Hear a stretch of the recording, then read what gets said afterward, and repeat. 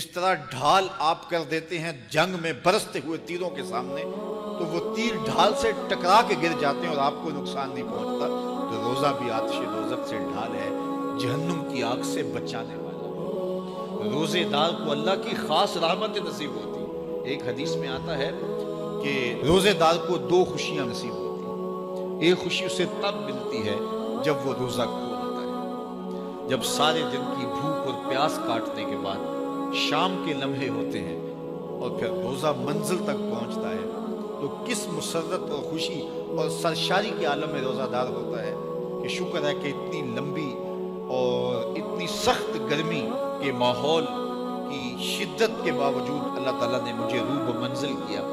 تو اس وقت ایک احساس اس کے ساتھ جڑا ہوتا ہے، اور پھر جب وہ ٹھنڈا اور میٹھا مشروب اپنے کام و دہن میں ٹپکاتا ہے اور وہ ٹھنڈا میٹھا مشروب اس کی رگوں کو تر کرتے ہوئے معدے کی طرف بڑھ رہا ہوتا ہے، اس کی زبان بولے نہ بولے دل اللہ کا شکر ادا کر رہا ہوتا ہے، اس کا ایک ایک عضو بدن رب کا شکرانہ ادا کر رہا ہوتا ہے۔ وہ ٹھنڈا اور میٹھا مشروب رگوں کو تر کرتا ہوا آگے بڑھتا چلا جاتا ہے، لیکن شکرانے کا وہ پیکر بن جاتا ہے۔ وہ ایک مسرت، ایک خوشی کا عالم ہوتا ہے کہ روزہ بھی نب گیا، سارے دن کی تکلیف بھی کٹ گئی، اور اللہ نے مجھے افطار کے لمحوں تک پہنچایا۔ ہمارے روزے دار کو ایک خوشی تب ملتی ہے جب وہ روزہ کھولتا ہے، وَفَرْحَةٌ عِنْدَ لِقَاءِ رَبِّهِ، اور دوسری خوشی روزہ دار کو تب ملے گی جب روزے کے صلے میں اللہ اپنا دیدار عطا فرمائے۔ بنی آدم کے جتنے بھی عمل ہیں 10 سے لے کر 700 گنا تک اس کا ثواب اولاد آدم کو اس کا دیا جاتا ہے۔ جتنا گڑ ڈالو اتنا ہی میٹھا، تو بعض کو 10 گنا، بعض کو 70 گنا، بعض کو 100 گنا، بعض کو 700 گنا، تو 10 سے لے کر 700 گنا تک بندے کے اعمال کا صلہ دیا جاتا ہے۔ لیکن میرے حضور نے فرمایا لیکن روزہ جو ہے اللہ فرماتا ہے وہ میرے لیے ہے اور اس کا اجر میں خود عطا کروں۔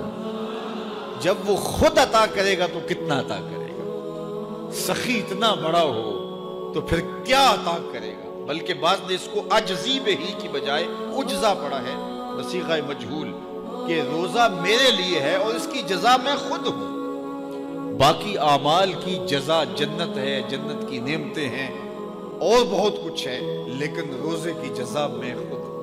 اور جس کو وہ خود مل گیا پھر جنت میں مل گئی، جنت والا جو مل گیا پھر جنت بھی مل گئی، جنت کی نعمتیں بھی مل گئی۔ تو روزہ اللہ کی خوشنودی کا ذریعہ ہے، اس کی رضا کا ذریعہ ہے۔ تو خوش نصیب لوگ روزے کی برکتیں حاصل کرتے ہیں۔ اور ایک روایت میں آتا ہے جب رمضان المبارک کا آغاز ہوتا ہے اللہ اہل ایمان کو، اپنے بندوں کو محبت کی نظر سے دیکھتا ہے، اور اللہ جس کو محبت کی نظر سے دیکھ لے پھر اسے کبھی عذاب نہیں دے گا۔ اللہ اکبر۔ تو یہ روزہ دار کے لیے اللہ کی کرم نوازیاں ہیں، اللہ کی رحمتوں کے اجالے ہیں جو اس کے اوپر برستے ہیں۔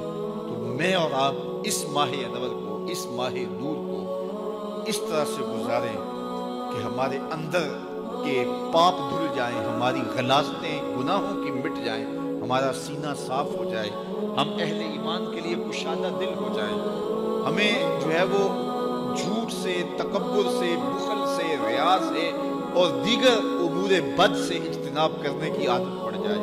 روزہ جو سکھانا چاہتا ہے ہم وہ اس سے سیکھ لیں، اور روزے کی برکات ضبط نفس کی صورت میں ہمیں نصیب ہو جائیں، تو ہم روزے کے بعد بھی، ماہ صیام کے گزرنے کے بعد بھی ایک نئی زندگی لے کر، ایک تازگی لے کر، ایک نور و روشنی لے کر کے جو ہے وہ معاشرے کے، اسلامی معاشرت کے ایک اہم فرد کی صورت کے اندر جو ہے وہ سامنے آئے۔ تو اللہ اس ماہ صیام کی برکتیں ہمیں نصیب فرمائے۔